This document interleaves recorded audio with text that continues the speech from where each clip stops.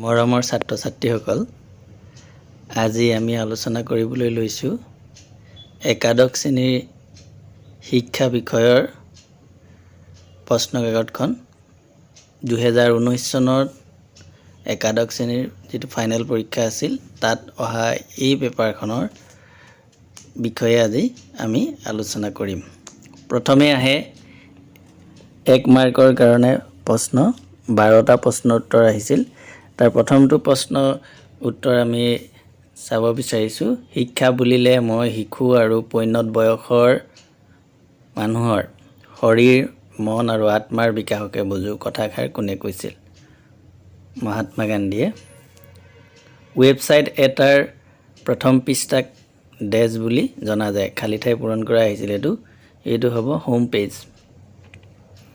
চিটো আহিছিল সমকামিতা ডেছ কালৰ বৈশিষ্ট্য। খালী ঠাই পূৰণ কৰা এইটো হ'ব বাল্যকালৰ। ইয়াৰ পিছৰ প্ৰশ্নটো আছিল SCERTৰ সম্পূৰ্ণ ৰূপটো কি? ৰাজ্যিক শিক্ষা গৱেষণা আৰু প্ৰশিক্ষণ পৰীক্ষণ বা state council of educational research and training. কাৰিয়াৰ শব্দটোৰ অৰ্থ কি? ঘোঁৰাৰ দৌৰ দিয়াৰ স্থান বা পৰিসীমা, যাক ৰেচ কৰ্চ বুলি ইংৰাজীত কোৱা হৈছে। পৰ্যবেক্ষণ পদ্ধতিৰ এটা গুণ লিখা। ই এক সুবিধাজনক আৰু উপযোগী পদ্ধতি। ইয়াৰ পাছত আহিলে মনোবিজ্ঞানে প্ৰথমে হেৰুৱালে ইয়াৰ আত্মাক, তাৰ পাছত হেৰুৱালে মনক, তাৰ পাছত হেৰুৱালে সচেতনতাক আৰু এতিয়া আছেগৈ মাথো আচৰণ। কথাষাৰ কোনে কৈছিল? উত্তৰটো হ'ব উডৱৰ্থ। সৰ্বপ্ৰাণবাদিতা হ'ল শৈশৱকালৰ বৈশিষ্ট্য। শুদ্ধ নে অশুদ্ধ? শুদ্ধ। প্ৰেৰণা কি? ব্যক্তিৰ দৈহিক আৰু মানসিক প্ৰয়োজনবোৰ পূৰণৰ বাবে কিছুমান মূল ক্ৰিয়া শক্তিৰ প্ৰয়োজন হয়। সেই প্ৰয়োজনসমূহ পূৰাবলৈ যাওঁতে প্ৰস্তুতিৰ প্ৰয়োজন হয় আৰু সেই প্ৰস্তুতিয়ে হ'ল প্ৰেৰণা। ইয়াক উৎসাহ বুলিও ক'ব পৰা যায়। কৌতূহল খং আৱেগৰ লগত জড়িত। শুদ্ধ নে অশুদ্ধ? লিখিবলৈ দিছে, এইটো হ'ল অশুদ্ধ। অসমীয়া ভাষাৰ প্ৰথমখন বাতৰি কাকতৰ নাম লিখা। অৰুণোদয়। মনিটেৰিয়েল প্ৰথা কোনে উদ্ভাৱন কৰিছিল?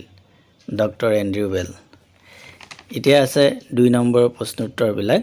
প্ৰথমটো আছে শৈশৱকালৰ দুটা শৈক্ষিক ব্যৱস্থা লিখা।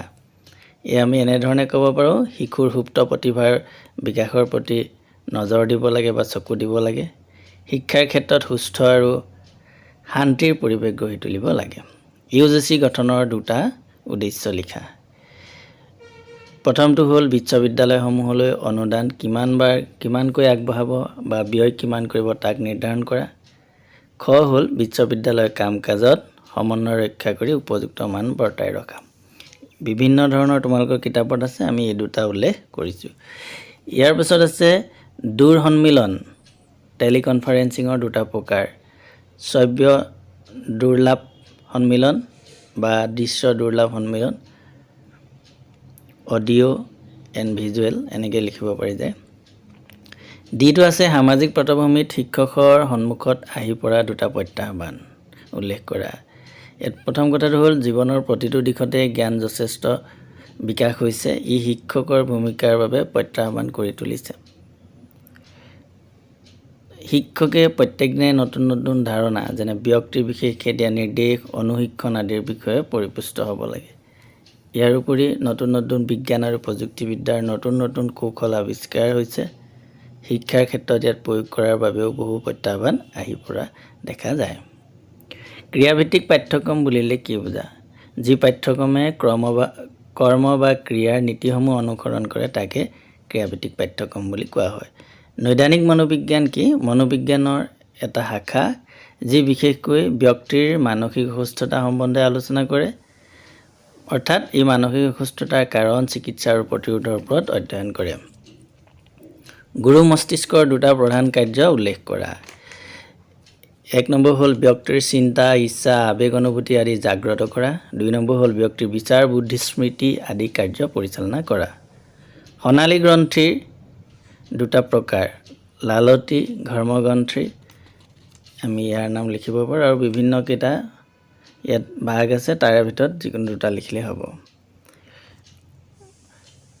ভ্ৰান্ত প্ৰত্যক্ষৰ দুটা কাৰণ উল্লেখ কৰা। বিভিন্ন কাৰণ আছে, ইয়াত দুটা হ'ল বস্তুগত কাৰণ, দৈহিক কাৰণ।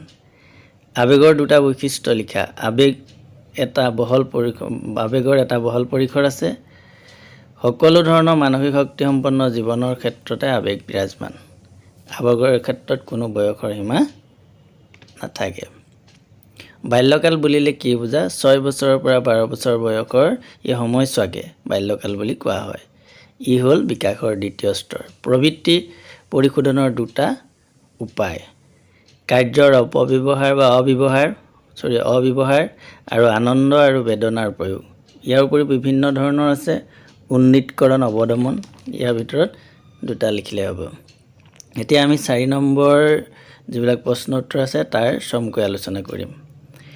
ব্যক্তিবাদী আৰু সামাজিক লক্ষ্যৰ 4টা পাৰ্থক্য লিখিবলৈ আহিছে শিক্ষাৰ। আমি এনেধৰণে লিখিব পাৰোঁ। প্ৰথমটো হ'ল ব্যক্তিবাদী, এইফালে সামাজিক লিখিছোঁ। ব্যক্তিবাদী লক্ষ্য প্ৰকৃতিবাদৰ ওপৰত নিৰ্ভৰশীল, সামাজিক লক্ষ্য প্ৰয়োগবাদৰ ওপৰত নিৰ্ভৰশীল। ব্যক্তিবাদী লক্ষ্য মানুহৰ জৈৱিক অস্তিত্বৰ ওপৰত নিৰ্ভৰ কৰে, সামাজিক লক্ষ্যই সমাজৰ ওপৰত নিৰ্ভৰ কৰে। 3 নম্বৰ, ব্যক্তিবাদী লক্ষ্যই ব্যক্তিৰ বিকাশৰ বাবে স্বাধীনতা প্ৰদান কৰে, সামাজিক লক্ষ্যই ৰাষ্ট্ৰক ক্ষমতা আৰু কৰ্তৃত্ব প্ৰদান কৰে। 4 নম্বৰটো হ'ল ব্যক্তিবাদী লক্ষ্যই মনোবিজ্ঞানৰ নীতি আৰু পদ্ধতি সমৰ্থন কৰে, সামাজিক লক্ষ্যই সমাজ বিজ্ঞানৰ নীতি আৰু পদ্ধতি প্ৰদৰ্শন কৰে। এনেকৈ মনত ৰাখিবৰ কাৰণে অতি চমুকৈ কৰা হৈছে। ইয়াৰ পিছত কৈশোৰ কালৰ 4টা সমস্যা। বিভিন্ন ধৰণৰ সমস্যা আছে। ইয়াত আমি আৱেগিক, সামাজিক, শিক্ষা আৰু যৌন সমস্যাৰ বিষয়ে উল্লেখ কৰা হৈছে। NCERT 4টা প্ৰধান কাম: পাঠ্যক্ৰম, নিৰ্দেশনা সামগ্ৰী, শিক্ষণ প্ৰশিক্ষণ বা আমাৰ যিটো মূল্যায়ন বুলি কোৱা হয়, শিক্ষণ সঁজুলি, বিভিন্ন শিক্ষা সামগ্ৰী আদি সম্পদসমূহ উন্নীত কৰা। শিক্ষক বা শিক্ষাৰ লগত জড়িত অন্যান্য সকলো ব্যক্তিৰে চাকৰিকালীন আৰু প্ৰাক চাকৰিকালীন প্ৰশিক্ষণৰ ব্যৱস্থা কৰা। গৱেষণা আৰু উন্নয়ন কাৰ্য পৰিচালনা কৰা। গৱেষণাৰ পৰা সংগৃহীত যিবিলাক তথ্য পাতি সিদ্ধান্তৰ লগত শৈক্ষিক কৌশল প্ৰয়োগ কৰাৰ ব্যৱস্থা কৰা। ইয়াৰ পিছত ডিটো আছে চকুৰ 4টা অংশ। বিভিন্ন ভাগ আছে, তোমালোকৰ কিতাপত দিয়া আছে বিভিন্ন অংশবিলাকৰ। আমি ইয়াত 4টা নাম দিছোঁ: অচ্যুত পটল, বগা আৱৰণৰ মাজত থকা স্বচ্ছ আৱৰণ, চকুৰ মণি, ৰেটিনা বা অক্ষিপট বুলি যাক কোৱা হয়। ইয়াৰ উপৰিও বিভিন্ন ধৰণৰ ভাগবিলাক আমি দেখিবলৈ পাওঁ। এতিয়া শিক্ষাত গণতান্ত্ৰিক লক্ষ্যৰ বিষয়ে লিখা। ইয়াত আমি প্ৰথমে গণতন্ত্ৰৰ সংজ্ঞাটো তোমালোকে লিখি ল'ব পাৰা, বা নহ'লেও গণতান্ত্ৰিক লক্ষ্য বুলি কোৱাৰ লগে লগে ইয়াত যিবিলাক গণতন্ত্ৰৰ মূল বৈশিষ্ট্য, সামাজিক, অৰ্থনৈতিক, ৰাজনৈতিক, ন্যায়, বিশ্বাস, চিন্তাধাৰা প্ৰকাশৰ ক্ষেত্ৰত স্বাধীনতা, সুযোগৰ ক্ষেত্ৰত সমতা, ভাতৃত্ববোধ, যিবিলাক গণতন্ত্ৰৰ মুখ্য নীতি, এই নীতিবিলাকৰ বিষয়ে অকণমান লিখিলেই হ'ল। আৰু ইয়াত আমি এনেধৰণেও লিখিব পাৰোঁ। ইয়াৰ প্ৰধান বৈশিষ্ট্যসমূহ হ'ল ব্যক্তিত্বৰ বিকাশ, নেতৃত্বৰ বিকাশ, নাগৰিকত্বৰ বিকাশ, বৃত্তিমুখী দক্ষতা আয়ত্তকৰণ, সুচিত্ৰ গঠন বা সুচৰিত্ৰ গঠন যিটো কোৱা হয়, সুচৰিত্ৰ গঠন আদি দিশক বিষয়ে লিখিব পৰা যায়। যিহেতু 4 মাৰ্ক আছে, 4টা পইণ্ট বহলাই লিখিলে হ'ব। অসমৰ শিক্ষা ক্ষেত্ৰলৈ মিছনেৰীসকলৰ অৱদান। ইয়াণ্ডাবু সন্ধিৰ পাছত ইংৰাজে অসমৰ শাসনভাৰ লোৱাত মিছনেৰীসকল ভাৰতবৰ্ষলৈ আহে। ভাৰতবৰ্ষৰ পৰা বিভিন্ন অঞ্চলৰ পৰা লাহেকৈ আমাৰ অসমলৈ আহে। ইয়াত প্ৰথম শ্ৰীৰামপুৰৰ পৰা অহা যিটো, তাৰ পৰাই এটা মিছনেৰী শাখা 1829 গুৱাহাটীত স্থাপিত হয়। আৰু ইয়াৰ পিছতে তেওঁলোকে খ্ৰীষ্ট ধৰ্মৰ প্ৰচাৰৰ বাবে শিক্ষাৰ যোগেদি বিভিন্ন বিদ্যালয় স্থাপন কৰে। Nathan brown, Oliver Carter, miles Bronson, এই 3জনক অসম তৰী বুলি কোৱা হয়। তেওঁলোকে বিভিন্ন ক্ষেত্ৰত কি কৰিছিলে? অৱদান আগবঢ়াই থৈ গৈছে। অসমীয়া ভাষাৰ উন্নতিৰ বাবে তেওঁলোকে বিভিন্ন ধৰণৰ কাম কৰিছিল। প্ৰথমখন বাতৰি কাকত অৰুণোদয় প্ৰকাশ কৰিছিল 1846 চনত। আৰু প্ৰথমখন অভিধান dictionary in Assamese and English, অসমীয়া ভাষাৰ প্ৰথম ব্যাকৰণ, গ্ৰামাৰ দ্য আছামিজ লেংগুৱেজ আদি লিখাৰ উপৰিও বাইবেল গ্ৰন্থখনক অসমীয়া ভাষালৈ অনুবাদ কৰিছিল। তেওঁলোকে যদিও খ্ৰীষ্ট ধৰ্ম প্ৰচাৰ কৰিবলৈ আহিছিল, সামাজিক পৰিস্থিতিৰ লগত খাপ খাব পৰাকৈ শিক্ষাৰ প্ৰসাৰতাৰ ক্ষেত্ৰতো গুৰুত্বপূৰ্ণ ভূমিকা পালন কৰিছিল। পুথিভঁৰালৰ 4টা শৈক্ষিক গুৰুত্ব। পুথিভঁৰালে আমাক কেনেধৰণে সহায় কৰে শিক্ষাৰ ক্ষেত্ৰত সেইখিনি লিখিব লাগে। প্ৰথমটো হ'ল পাঠ্যপুথিৰ লগতে অন্যান্য পাঠ্যপুথিৰ যোগান ধৰে। আত্মশিক্ষণ বা আত্মপ্ৰচেষ্টাৰ দ্বাৰা শিক্ষা আহৰণৰ ওপৰত গুৰুত্ব দিয়ে। শিক্ষাৰ্থীৰ সহজ পঠন অভ্যাস গঠন কৰাত সহায় কৰে। শিক্ষাৰ্থীক পঢ়াৰ প্ৰতি আগ্ৰহী, উৎসাহী, অনুসন্ধিৎসু আৰু জ্ঞান পিপাসু কৰি তোলে। সু অভ্যাস গঠনৰ 4টা নীতি। আমি সহজ অৰ্থত ক'বলৈ গ'লে দৃঢ় সংকল্প, সময়মতে আৰু সময় সুবিধা বুজি কাম কৰা, অভ্যাস কৰি থকা অৱস্থা এটা জটি পেলাবৰ বাবে বা বন্ধ কৰিব নালাগে, জটি বা বন্ধ কৰিব নালাগে। অভ্যাস গঠনত আনন্দমুখৰ পৰিৱেশ, উৎসাহ উদ্দীপনাই মুখ্য ভূমিকা পালন কৰে। এইকেইটা কথা ইয়াত লিখিব পৰা যায়। দেশীয় শিক্ষানুষ্ঠান হিচাপে টোলৰ বিষয়ে টোকা লিখা। আমাৰ পুৰণি শিক্ষানুষ্ঠানসমূহৰ ভিতৰত টোলসমূহে মুখ্য ভূমিকা পালন কৰে। অসম, বংগদেশ, বিহাৰ, উত্তৰ প্ৰদেশ আদি অঞ্চলত টোলসমূহ দেখা পোৱা যায় আৰু ইয়াৰ খ্যাতি যথেষ্ট থকা দেখা যায়। ইয়াত শিক্ষক অধ্যাপকসকলে নিজৰ ভূমিৰ পৰা আয় হোৱা যিটো টকা তাৰে বয়বস্তু বা যি উঠে তাৰে ভৰণ পোষণ কৰিবলগীয়া হৈছিল। আৰু এটা কথা, গ্ৰাম্যাঞ্চলত অধ্যাপক তথা পণ্ডিতসকলে শিক্ষাৰ উদ্দেশ্যৰ আগত ৰাখি খেৰ বা বাঁহেৰে ঘৰবোৰ নিৰ্মাণ কৰি লৈছিল। ই আৱাসিক আছিল।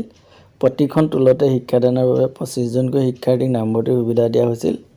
ইয়াত বিশেষকৈ 6 বছৰৰ পৰা 8 বছৰলৈকে আছিল এই শিক্ষা। ইয়াৰ প্ৰায় বিনামূলীয়া শিক্ষা ব্যৱস্থা বুলিও কোৱা হয়। ইয়াৰ পাছত হ'ল 1937 চনৰ ৱাৰ্ধা আঁচনিৰ 4টা সাংগঠনিক বৈশিষ্ট্য। আমি এটা এটা শব্দত এনেধৰণে ক'ব পাৰোঁ: শিল্পকেন্দ্ৰিক, শিক্ষাৰ্থীকেন্দ্ৰিক, মাতৃভাষাক গুৰুত্ব, শিশুকেন্দ্ৰিক শিক্ষা আৰু স্বাৱলম্বিতাৰ ওপৰত গুৰুত্ব প্ৰদান কৰা হয়। ইয়াৰ পাছত আহিলে 6 মাৰ্কৰ 4টা কুৱেশ্যন কৰিব লাগে। ইয়াত আছে, সেইকেইটাও আমি অকণমান আলোচনা কৰিছোঁ চমুকৈ। প্ৰথমটো আছে শিক্ষাৰ লগত দৰ্শনৰ সম্বন্ধ আৰু সমাজ বিজ্ঞানৰ সম্বন্ধৰ বিষয়ে 3+3 আছে, গতিকে আমি তিনিটা পেগাবে লিখিম। প্ৰথম হ'ল দৰ্শনৰ লগত। আমি যদি সাধাৰণ দৃষ্টিকোণৰ পৰা চাওঁ তেতিয়াহ'লে আমি দেখিবলৈ পাম যে প্ৰতিজন দাৰ্শনিকৰে একোটা নিজা কি থাকে, দৰ্শন থাকে। আৰু প্ৰতিজন শিক্ষাবিদেই একোজন দাৰ্শনিক বা দৰ্শনৰ ওপৰত একোটা দৰ্শনৰ ওপৰত প্ৰতিষ্ঠিত। এখন দেশৰ শিক্ষাৰ লক্ষ্য আৰু উদ্দেশ্যৰ নিৰূপণ কিহৰ ওপৰত কৰে? দৰ্শনৰ ওপৰত। সেয়েহে প্ৰত্যেক দেশৰে শিক্ষাৰ লক্ষ্য সম্বন্ধে আলোচনা কৰিলে বিভিন্নতা প্ৰত্যক্ষ কৰা দেখা যায়। 3 নম্বৰতে ব্যক্তিৰ আচৰণ সংশোধন কৰাৰ ক্ষেত্ৰত দৰ্শনে নীতি নিৰ্দেশনা কৰে। শিক্ষাৰ লক্ষ্যও হৈছে ব্যক্তিৰ আচৰণ সংশোধন কৰা আৰু আদৰ্শ ব্যক্তি হিচাপে গঢ়ি তোলা। গতিকে শিক্ষাই আমাক কি কৰে? দৰ্শনৰ মূল কথাবোৰ কাৰ্যকৰীকৰণত সহায় কৰে। ইয়াৰ পিছত শিক্ষা আৰু সমাজ বিজ্ঞানৰ সম্বন্ধ। সমাজ বিজ্ঞানে মানুহৰ সামাজিক আচৰণসমূহৰ বিষয়ে আলোচনা কৰে আৰু শিক্ষাই সেই মানুহৰ আচৰণসমূহ সংশোধন কৰাৰ ক্ষেত্ৰত গুৰুত্ব প্ৰদান কৰে। সমাজ বিজ্ঞান আৰু শিক্ষাৰ মাজত নিবিড় সম্পৰ্ক এইকাৰণেই আছে যে সমাজ বিজ্ঞানে যিদৰে সামাজিক কাৰ্যকলাপ, সামাজিক আচৰণ আদিৰ ধাৰাবাহিকভাৱে বিচাৰ বিশ্লেষণ কৰে, ঠিক তেনেধৰণে শিক্ষাই এই দিশসমূহৰ সংৰক্ষণ আৰু হস্তান্তৰকৰণৰ ওপৰত সহায় কৰে। মানুহ যিহেতু সামাজিক প্ৰাণী, সমাজক বাদ দি মানুহ জীয়াই থাকিব নোৱাৰে আৰু সমাজৰ বিষয়ে আমাক কিহৰ জ্ঞান দিয়ে? সমাজ বিজ্ঞানে। আৰু শিক্ষা হ'ল তৃতীয় নয়ন বুলি কোৱা হয়, যাৰ পোহৰে সকলোবিলাক সমস্যাৰ সমাধান কৰিব পাৰি। ব্যক্তিৰ পূৰ্ণতা বিকাশৰ ক্ষেত্ৰত সামাজিক পৰিৱেশে মুখ্য ভূমিকা পালন কৰে আৰু এই অভিজ্ঞতাসমূহ আহৰণ কৰাৰ ক্ষেত্ৰত আমাক কোনে সহায় কৰে? শিক্ষাই। গতিকে শিক্ষা আৰু সমাজ বিজ্ঞানক এটা মুদ্ৰাৰ ইপিঠি সিপিঠি বুলিও কোৱা হয়। ইয়াৰ পাছৰটো হ'ল অভিৰোচক হিচাপে শিক্ষকে পালন কৰিবলগীয়া ভূমিকাসমূহ। অৰ্থাৎ শিক্ষকে প্ৰথমে কি কৰিব লাগে? বিষয়বস্তুটোৰ ওপৰত স্পষ্ট জ্ঞান থাকিব লাগে আৰু স্পষ্টভাৱে ছাত্ৰ ছাত্ৰীক জ্ঞান প্ৰদান কৰা উচিত। আৰু তেওঁ মনোগ্ৰাহী কৰি তুলিবৰ কাৰণে শিক্ষণৰ বিভিন্ন কৌশল অৱলম্বন কৰিব পাৰে। গ নম্বৰটো হ'ল শ্ৰেণী সুসজ্জিতকৰণ কৰিব লাগে বা কৰি ল'ব পাৰে আৰু সময়ে সময়ে ছাত্ৰ ছাত্ৰীৰ লগত মত বিনিময় কৰি যিমান পাৰে সৰলীকৃতভাৱে জ্ঞান দিবৰ কাৰণে চেষ্টা কৰিব লাগে। বিভিন্ন ধৰণৰ উদাহৰণ স্থানীয় উদাহৰণ দিব লাগে আৰু শেষত আমি লিখিব পাৰোঁ শিক্ষকে অভিপ্ৰেৰক হিচাপে হাঁহি মুখেৰে শিক্ষণীয় বিষয়বস্তুবোৰ উপস্থাপন কৰিব লাগে। ইয়াৰ পাছত সহপাঠ্যক্ৰমিক কাৰ্যাৱলী বুলিলে কি বুজা ইয়াৰ প্ৰকাৰসমূহৰ বিষয়ে লিখিব দিছে।